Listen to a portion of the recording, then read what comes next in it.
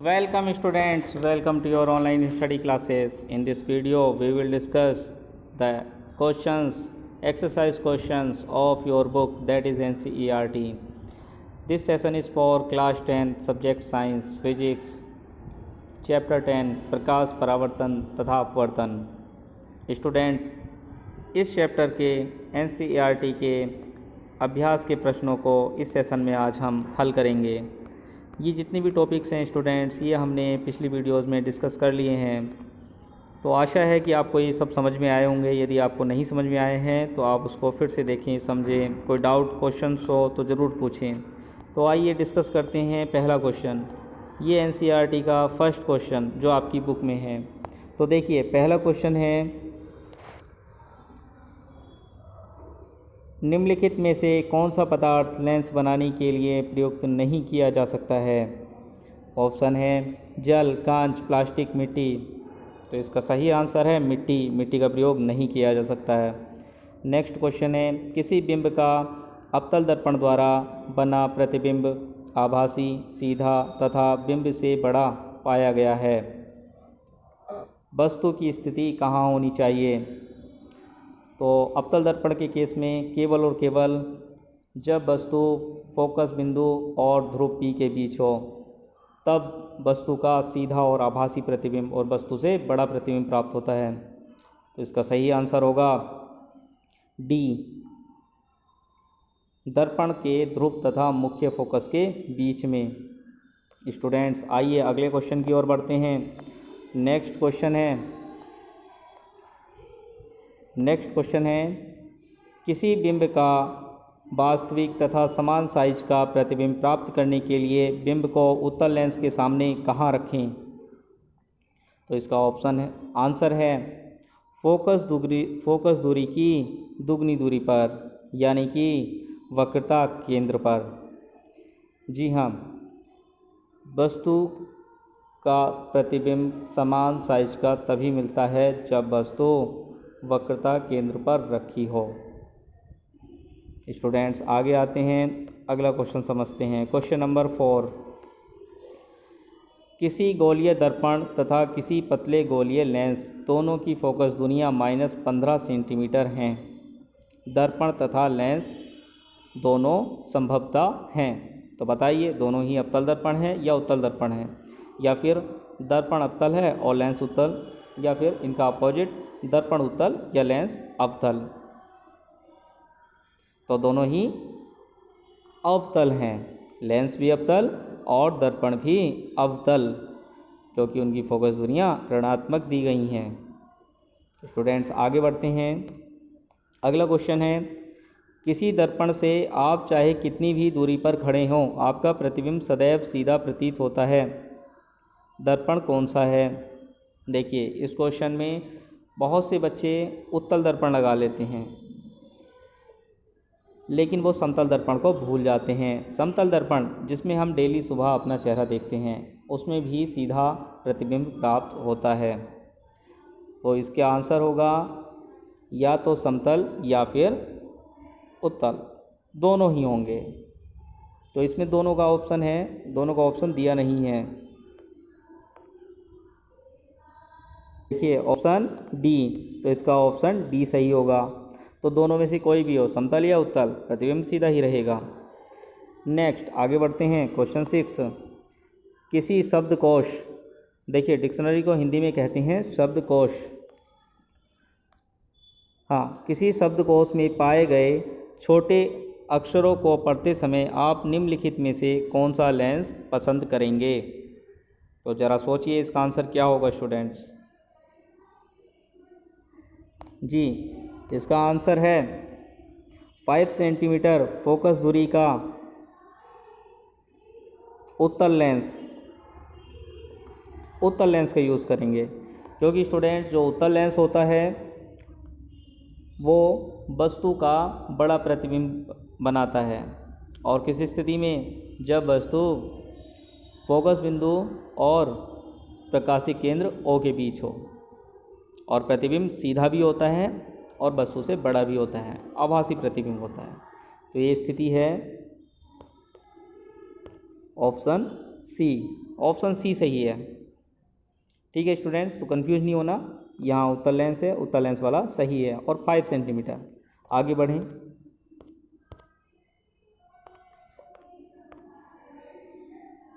Fifteen centimetre focus दूरी के एक अवतल दर्पण का उपयोग करके, कौन सा दर्पण है? अवतल दर्पण, और फोकस दूरी 15 सेंटीमीटर।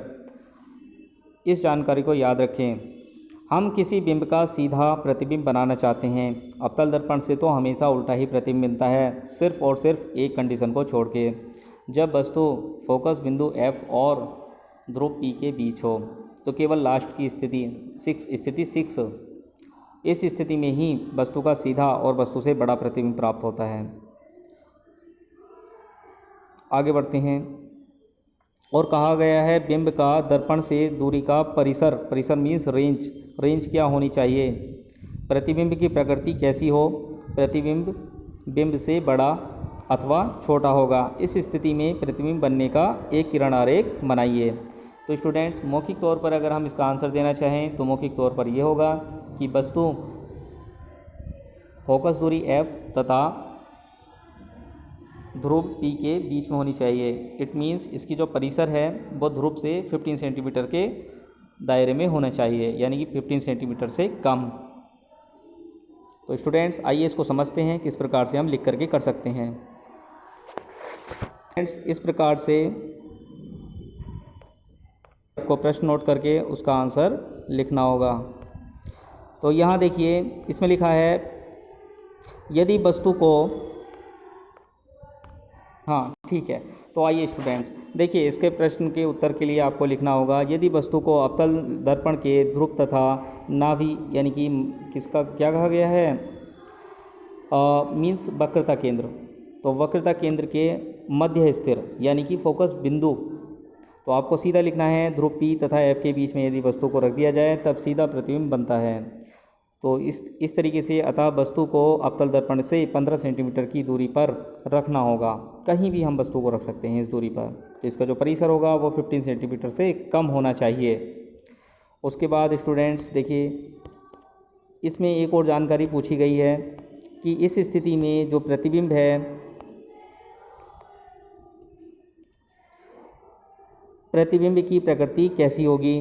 प्रतिबिंब बिंब से बड़ा अथवा छोटा होगा। इस स्थिति में प्रतिबिंब बनने का एक किरण आरेख बनाइए।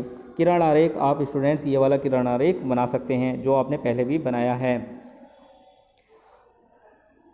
और प्रकृति के बारे में आप बता देंगे कि प्रतिबिंब सीधा होगा, आभासी होगा। देखिए यहाँ लिखा है प्रतिबिंब सीधा और आभासी है और वस्तु से बड़ा है। इस तरीके से आप इसका आंसर लिख सकते हैं। ज़रूरी नहीं कि आप इन्हीं आंसर्स को कॉपी करें, आप अपने मन से सही आंसर लिख सकते हैं। मैंने मौखिक तौर पर आपको आंसर बता दिया है, चाहे तो आप स्क्रीनशॉट भी ले सकते हैं। ये आंसर भी बिल्कुल सही है। आगे बढ़ते हैं स्टूडेंट्स और अगला प्रश्न देखते हैं। अगला प्रश्न है निम्नलिखित में प्रयुक्त दर्पणों के प्रकार लिखिए। निम्नलिखित में प्रयुक्त दर्पणों के प्रकार आपको बताने हैं। देखिए, कार की हेडलाइट में अवतल दर्पण का प्रयोग किया जाता है। कैसे किया जाता है आइए जानते हैं।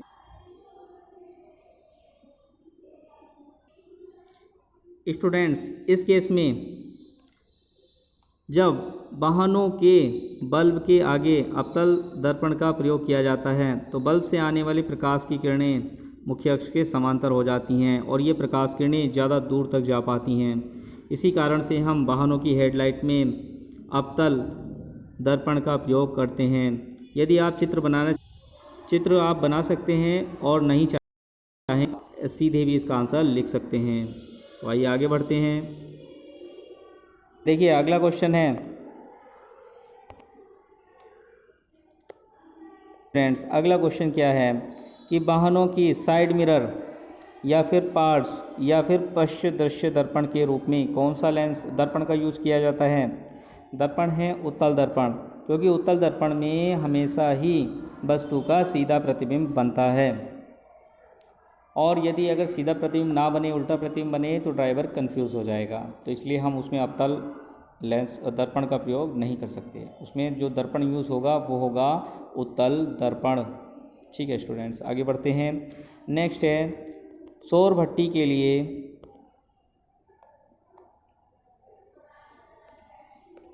जी हाँ, नेक्स्ट है सौर भट्टी के लिए। सौर भट्टी के लिए सौर तापन युक्तियों के लिए हम अवतल दर्पण का प्रयोग करते हैं, क्योंकि सूरज से आने वाली प्रकाश की किरणों को ये अपने केंद्र पर, अर्थात ये अपने फोकस बिंदु पर केंद्रित करता है, तो वहाँ पर तापमान बहुत ज़्यादा बढ़ जाता है। तो जिन वस्तुओं का तापमान हमें बढ़ाना होता है उनके चारों ओर हम अवतल दर्पण लगा देते हैं, जिससे वहाँ तापमान बढ़ जाता है और हम उसका प्रयोग सौर भट्टी के रूप में करते हैं। तो स्टूडेंट्स आगे बढ़ते हैं। क्वेश्चन नंबर 9, इसमें कहा गया है किसी उत्तल लेंस का आधा भाग काले कागज़ से ढक दिया जाता है, क्या यह लेंस अब किसी वस्तु का पूर्ण प्रतिबिंब बना पाएगा? तो आंसर है स्टूडेंट्स, प्रतिबिंब तो पूर्ण होगा लेकिन क्लियरिटी नहीं होगी। प्रतिबिंब पूर्ण बनेगा परंतु उसकी जो क्लियरिटी है, स्पष्टता है, वो कम हो रहेगी। स्टूडेंट्स क्वेश्चन नंबर 10 कि 5 सेंटीमीटर लंबा कोई बिंब, वस्तु की ऊंचाई 5 सेंटीमीटर, 10 सेंटीमीटर फोकस दूरी के किसी अभिसारी लेंस यानी कि उत्तल लेंस के सामने रखा है और उसकी फोकस दूरी है 10 सेंटीमीटर, इसे हम नोट कर लेंगे, से 25 सेंटीमीटर की दूरी पर रखा जाता है। बिंब को 25 सेंटीमीटर की दूरी पर रखा जा रहा है। बिंब हमेशा बाईं ओर रखा होता है, इसलिए निगेटिव साइन का यूज़ करते हैं, u = -25, और इसका किरण आरेख इस प्रकार से प्राप्त हो जाएगा। तो इन्होंने कहा है किरण आरेख बनाइए, तो ये किरण आरेख हो गया है। ऐसे आरेख आप पहले भी बना चुके हैं। आगे देखें स्टूडेंट्स, इसमें लिखा है प्रतिबिंब की स्थिति और प्रकृति और उसका साइज़ ज्ञात करें। तो स्टूडेंट्स स्थिति, प्रकृति और साइज़ ज्ञात करने के लिए हम इसमें लेंस सूत्र का प्रयोग करेंगे। आप लेंस सूत्र भली भांति जानते हैं, लेंस सूत्र में आप वैल्यू लगाएंगे और ये आंसर आपको मिल जाएगा। ये हम आपको होमवर्क के तौर पर दे रहे हैं, तो इसका आंसर आप व्हाट्सएप पे या वीडियो के कमेंट बॉक्स में लिख करके ज़रूर बताएं और अपना नाम और अपनी क्लास ज़रूर लिखें। तो देखते हैं कितने लोग इसका सही आंसर दे पाते हैं। और उसके बाद स्टूडेंट्स इसमें हम प्रतिबिंब की ऊंचाई निकालने के लिए